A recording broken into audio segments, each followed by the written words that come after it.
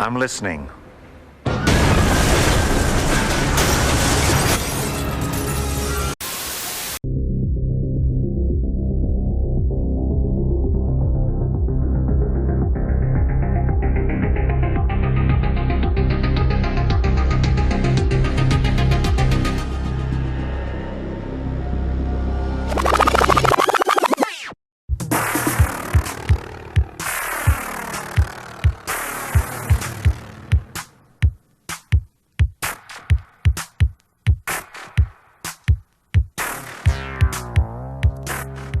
Hello and welcome back to the Vortex. It's pulled us in once again. Every 2 months, the portal from hell opens up and we fall into it. And this time around, we let the wheel of fate decide these titles, and we spun it, and it landed on Warhead from 1996.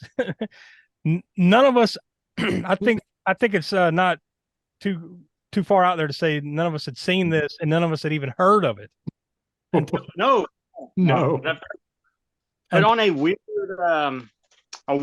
sort of how we kind of stumble into things sometimes, such as dates that movies get released, and then we'll end up recording the show or releasing around that time, or some weird synchronicity, right? Well, the synchronicity for this one is that I found this, the Warhead VHS, after we figured we were going to do this, like at a convention. It was at the Weekend of Horrors convention in Charlotte for like $2, which was just odd. I thought I would have never bought this movie otherwise, and I'd never even heard of it before, but stumbled across it after we decided we were going to do it. Well, the wheel decided that we were going to do it. So yeah, that was another. You found the copy. The copy. The one. Yeah. Sure, it was the right one. Warhead is a pretty standard. I mean, it could be a ton. Who knows how many movies there might be called Warhead or whatever. So I had to. I think I might have sent the cover of it to you, or asked you what year it was, or whatever, something like that, before I bought it, and you said 1996. And what it said, I'm like, what? That's no way. As soon as you sent the cover, I was like, my God, that's it. Because I remember seeing the cheap ass cover of it when we, that terrible late '90s, mid to late '90s. Yeah, it's on point. That's an on point cover right there. It's bad. Oh boy. This is another winner here for the Vortex. We were talking beforehand because here what we do is we give it a 0 through 10 Vortex rating. And we were talking about the fact that, like, so far, and we kind of mix this one up with Traumatic Experience, so it's back and forth. So we only do this every 2 months. We haven't really watched a really good title here on the Vortex yet. We'll tease what's coming up on the next video Vortex. Hopefully that, is better. We'll find out. But this certainly isn't the one that breaks the streak. God, no.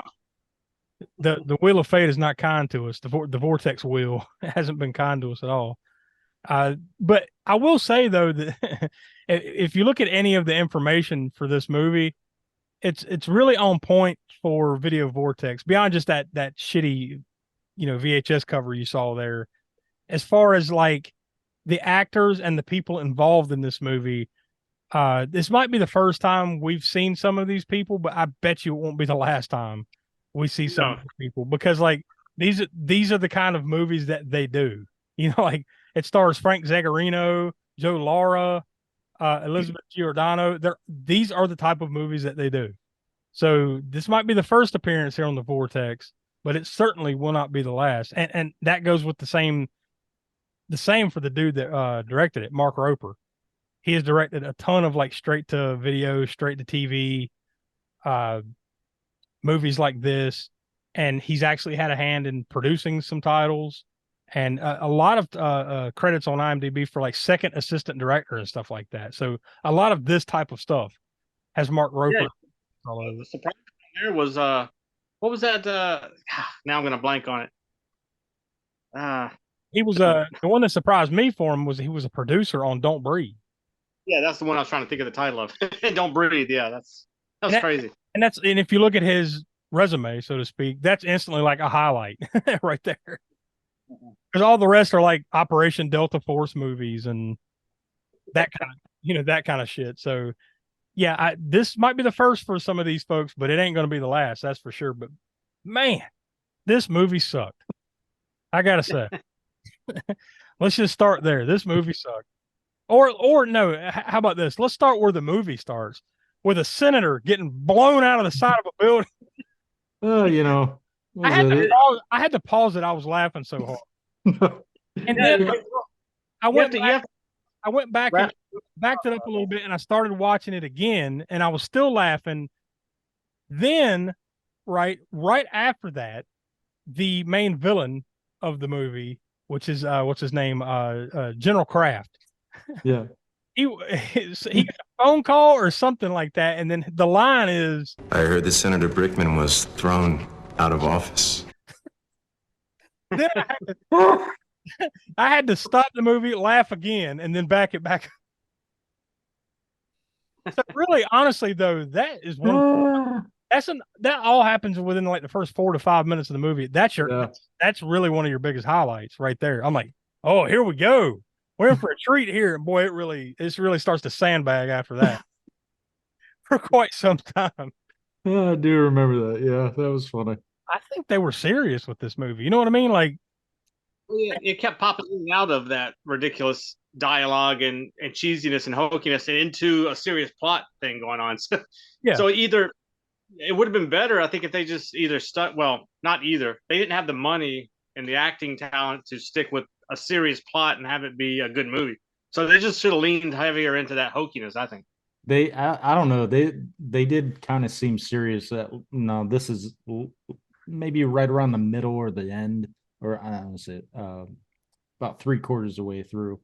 For I guess the guy he's contemplating what he's gonna do, and he's going for a run, and it's like a 2-minute slow motion shot of him running. But that's like just what time. you hear is like him breathing in real time, just like it's just like they'll have a continuous. It'll get broken up with a rocket launcher POV of the missile or something. Remember that? Yeah, that was awesome. I will say that like I've never seen missile vision, but the way that it like, okay, in typical action movies, we see as soon as the missile hits whatever building it is, it explodes. No, this thing went inside the building, and then like in 2 to 3 seconds, then explode. And it was really terrible POV shot too. It was like super. It was like they just took this plastic missile, put the camera on it, and had it on an arm that they ran with or whatever. It was terrible. Yeah, God, it was bad. Yeah, but it really starts off really heavy though. Like even before the Senator Brickman's thrown out of office line, that little montage they cut at the beginning, you're like, man, this is going to be some heavy shit because it's about like racism and like real life terrorist things that had happened and stuff. Like you're like, damn, this is going to be messed up. But then like they completely abandon that, other than the fact that it's a terrorist group, right? Yeah. They just completely abandon everything that they set up there, which is honestly is for the better. It's not like we're here for really heavy movies for the Video Vortex, but it was really like, oh fuck, man, this is going to be rough. And then, don't worry about it. It's cheesy. Oh, what did you think about the ice hockey scene? Gosh, Jesus Christ! All right, first and foremost, what's the general premise of this movie is there's a terrorist group that I guess is made up of former military guys that are fed up with the way the government is being run, to put it simply, right? So they decide to kind of take it upon themselves militarily to take over like a nuclear warhead silo, and then they're threatening to launch a warhead at Washington, D.C. So that's the whole struggle, is trying to stop this from happening. So it's he's also a opportunist because he wants $1 billion. Now, on top of him, like getting this warhead and wanting to change America and the government and all that stuff, he also wants $1 billion or whatever it was. Put $1 billion, yeah. But this isn't about money, is what he said. It isn't about money. By the way, put $1 billion in my Swiss bank account. Every action movie trope at play here for sure. But getting back to the hockey thing, so like there's a part there's about halfway through the movie where Lieutenant Tannen, he's your main good guy in the movie, right? He kind of, all of his guys get killed basically, so he just kind of gives up. He's like, I'm out of the game, that whole bullshit. So they have to send somebody to come get him back in the game, right? He's at a hockey game is it even really a hockey game, or is he just in the middle of hockey practice? Yeah. And eventually it breaks down, and there's a shootout in the middle of the fucking hockey practice / game. But although you got to give it to those hockey players. They are committed to hockey. Absolutely, there's a shootout going on, and they don't stop. So much so to the point where a gun hits the ice, and then they just start playing hockey with the gun. It's rough, man. And it's like, a couple dudes with pistols with the silencers on it, and that's what it is that falls. And you start, wouldn't you think you'd notice that that's not a puck, for Christ's sake? It's a gun, Nope. God, what's the silencer on it? Gotta keep going. Not only that, but then the guy, the hero guy, I can't remember his name. Like you mentioned it, but I can't remember his name right now. Tannen. He's on the ice and he's hitching rides on the hockey players. Yeah. Because the gun that he was trying to retrieve that's on the ice, he's trying to get it back, and he's hitching rides on the back of he's grabbing the coattails or the jersey tails of the hockey players, and they're like, "Hey, what? Get off me!" But yet they're still skating. We got a fucking practice going on here, buddy. Because he doesn't have skates on, he just grabs a hold of them and just kind of slides with them as they're playing hockey with the gun. How about the straight up right out of the 90s Sea-Doo jet skis that have rocket launchers on them? Yeah. Oh man. Yeah. Speaking of 90s, they have like these graphics on the jet skis almost. Like on my shirt. There's little 90s squiggles.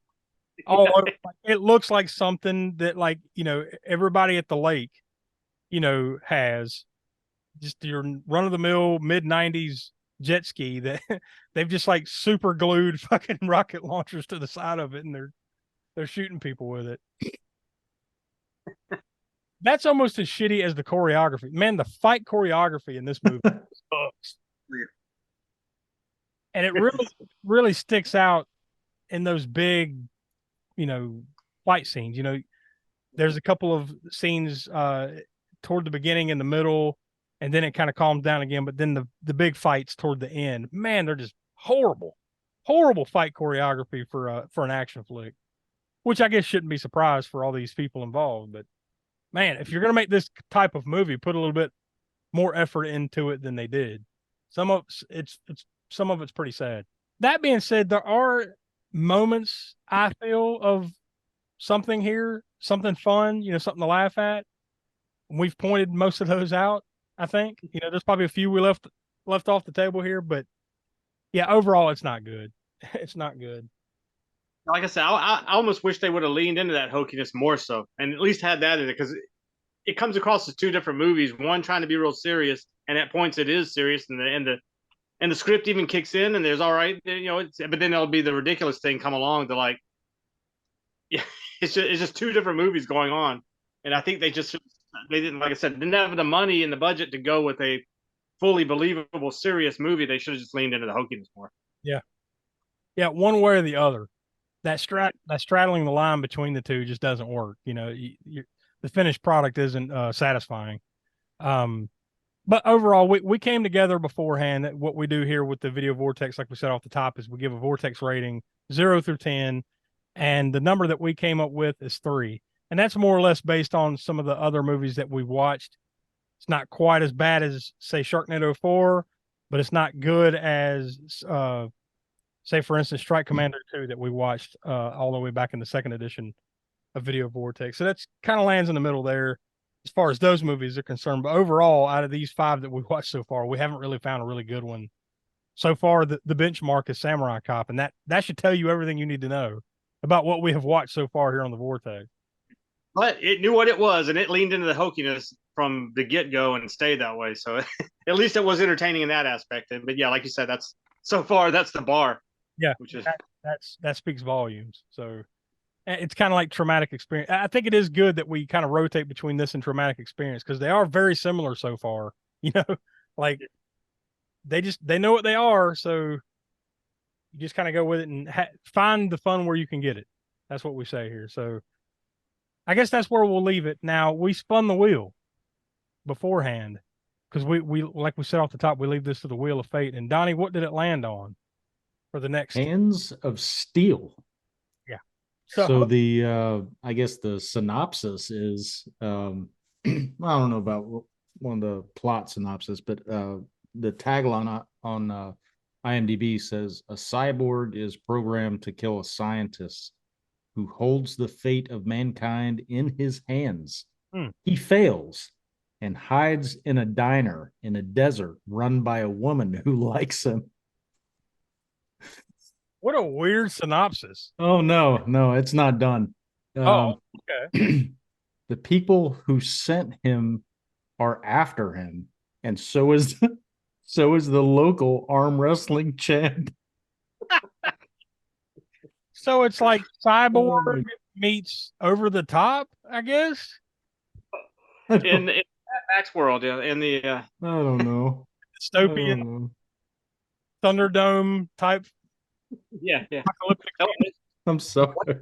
We left out another key fact is it's directed by Sergio Martino, meaning that it's an Italian film. That'll be fun. I think. So I think we've got John Saxon, we've got George Evans, we've got some of the usual players in these type of flicks. So I think this is going to be more fun. Oh, this is going to be great, dude. I think it's going to be more fun than what we just watched. So yeah, that's it for now. So come back next month will be the next traumatic experience, which that's going to be Doggy Tales, I think. If I'm not mistaken, I think the next yeah. I mean, we clearly do not pick these. No, and we clearly don't care until we have to watch it. But yeah, next month is Doggy Tales on the next traumatic experience. Then we come back for the next video Vortex, Hands of Steel from 1986. So for Will, who couldn't be with us, Donnie, Professor Smoak, I'm Josh. We are from the All American Spook Show podcast, which comes out every Monday, 6 p.m. East, wherever you get your podcast, or right here on the channel. Stick around here on the YouTube channel, like, subscribe, all that jazz. Go watch all the other series that we got going on here. And we'll talk to you next month for the next traumatic experience. I'm listening.